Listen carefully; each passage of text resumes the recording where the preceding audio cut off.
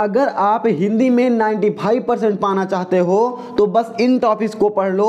हिंदी के 95% नंबर आपसे कोई नहीं छीन सकता है। चलिए देखते हैं आपको क्या पढ़ना है इस कम टाइम में, थोड़े से टाइम में, कि यही आपके लिए रामबाण साबित हो, यही क्वेश्चन आपको आपके बोर्ड एग्जाम में जाकर मिले। देखते हैं पहला क्वेश्चन है गद्य और पद्य के महत्वपूर्ण बहुविकल्पीय प्रश्न। इसको आपको कुछ नहीं करना है, सिंपल सा आप यूट्यूब पर जाइएगा, आप टाइप कीजिएगा हिंदी मोस्ट इंपॉर्टेंट बहुविकल्पीय प्रश्न। आपके पास कई सारी वीडियोज आएगी जिसमें 200 या 250 प्रश्न बताए गए होंगे। आप उन्हीं 2 या 250 प्रश्नों को पढ़ लीजिएगा। ये 10 नंबर का आएगा ये क्वेश्चन, और 10 नंबर आपके क्लियर हो जाएंगे एक ही वीडियो से। दूसरा क्वेश्चन है गद्यांश।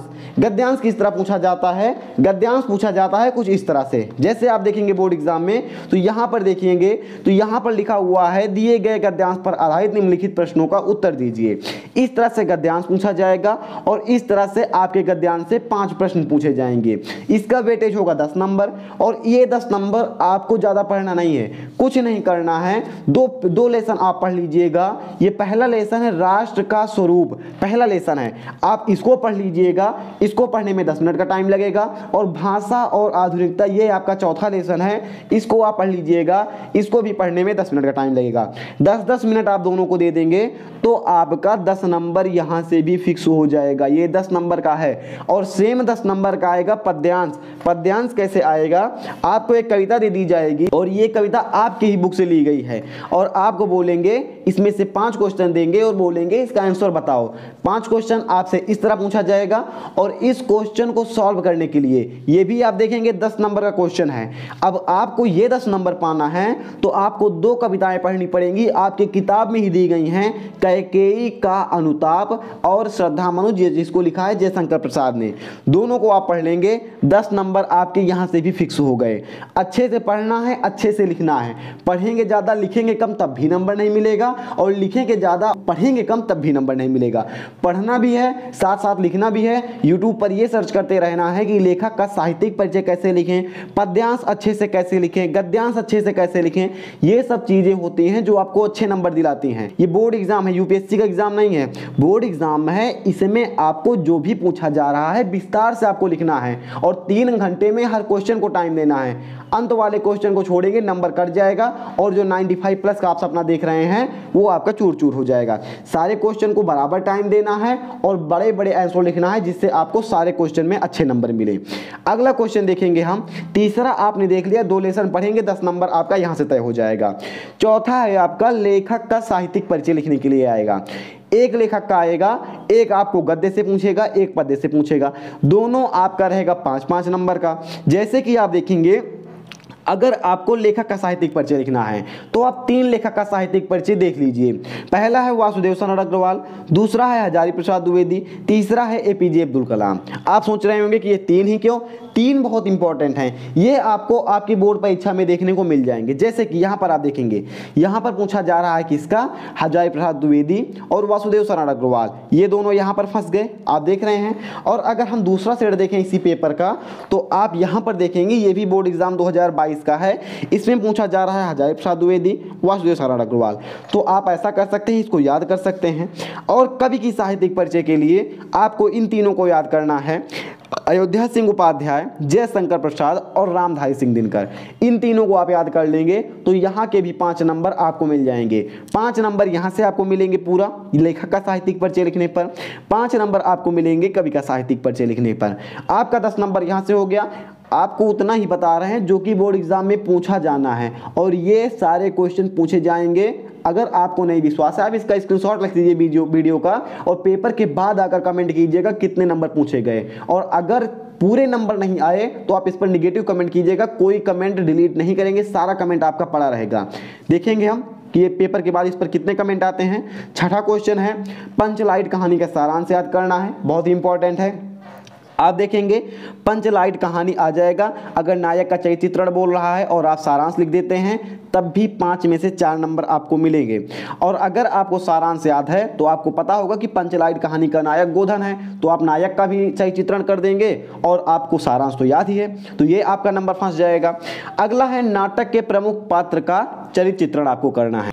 तो आपको क्या करना है, जो भी आपके जिले में पढ़ाया गया है, जैसे आप देखेंगे इस क्वेश्चन में तो कई सारे आएगा, सत्य की जीत, मुक्ति यज्ञ और रश्मि रथी, कई सारे हैं, लेकिन आपके जिले में आपके स्कूल में जो नाटक पढ़ाया जा रहा है उसी को आपको लिखना है, तभी आपको इसमें नंबर मिलेंगे, नहीं तो नहीं मिलेंगे। तो जो भी आपका नाटक है, प्रमुख पात्र का छवि चित्रण याद कर लीजिएगा और कुछ मत कीजिएगा, ये फंस जाएगा, एकदम गारंटीड है।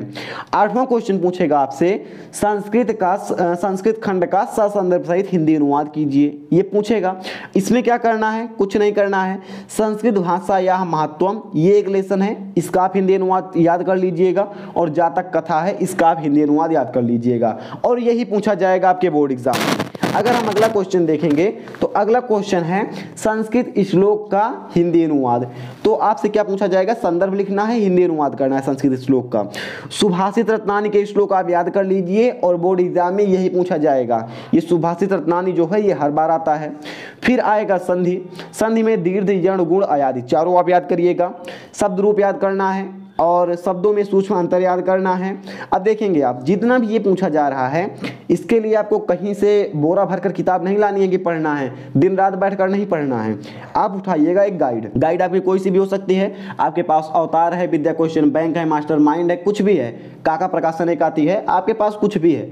और उस गाइड में अगर पिछले 10 साल के जो मेन क्वेश्चन है, जैसे आप देखेंगे तो दीर्घ यण गुण, जैसे संधि है, यहाँ से 10वें से आप देखेंगे, 10वें से आप देखेंगे तो यहाँ पर दिया रहेगा संधि, शब्द रूप, शब्दों में सूक्ष्म अंतर, अनेकार्थी शब्द, अनेक के लिए एक शब्द, वाक्य शुद्धि, श्रृंग, रस, छंद, अलंकार, ये जो 6 चीजें हैं, ये 3 इधर और 3 2 5 4 9 चीजों को अगर आप देखेंगे तो इसमें के पिछले 10 साल में बोर्ड में पूछे गए प्रश्न होते हैं। जैसे कि अगर हम एक आपको दिखाएं तो हमारे पास एक हिंदी की बुक है, सॉरी बुक नहीं है, ये गाइड है, और इसका नाम है एग्जाम टाइम। आप देखेंगे ये है एग्जाम टाइम। अगर हम इसको खोलकर देखेंगे तो यहाँ पर हम देखेंगे ये है संस्कृत व्याकरण, ये आपका ऐसा एक नाम मिल जाएगा। यहाँ पर लिखा हुआ है संधि, इसको हम जूम आउट करें थोड़ा सा, आप देखेंगे तो यहाँ पर लिखा है संस्कृत व्याकरण और ये है संधि। तो अगर पहला इसमें टॉपिक संधि है तो आप देखेंगे कि संधि के पिछले 10 साल के सारे क्वेश्चन दिए गए हैं जो कि इंपॉर्टेंट हैं। इसमें आप प्रैक्टिस करेंगे, जैसे रमेशा का हो जाएगा रमाधन ईसा। अगर आप प्रैक्टिस करेंगे, कुछ कहीं पर आपको लिखना नहीं है, इसको आपको पढ़ना है और 3 बार आपको जितने इसमें क्वेश्चन दिए गए हैं, जैसे कि इसको पढ़ने में लगेगा, इसमें लगभग 150 के आसपास क्वेश्चन है संधि के, और अगर आप इसको 3 बार पढ़ लेंगे, एक बार पढ़ने में आधे घंटे का टाइम लगेगा, 3 दिन आप इसको ऐसे 30-30 मिनट पढ़ लीजिएगा, ये पूरा आपको याद हो जाएगा। अगला क्वेश्चन हम देखेंगे, संधि हो गया।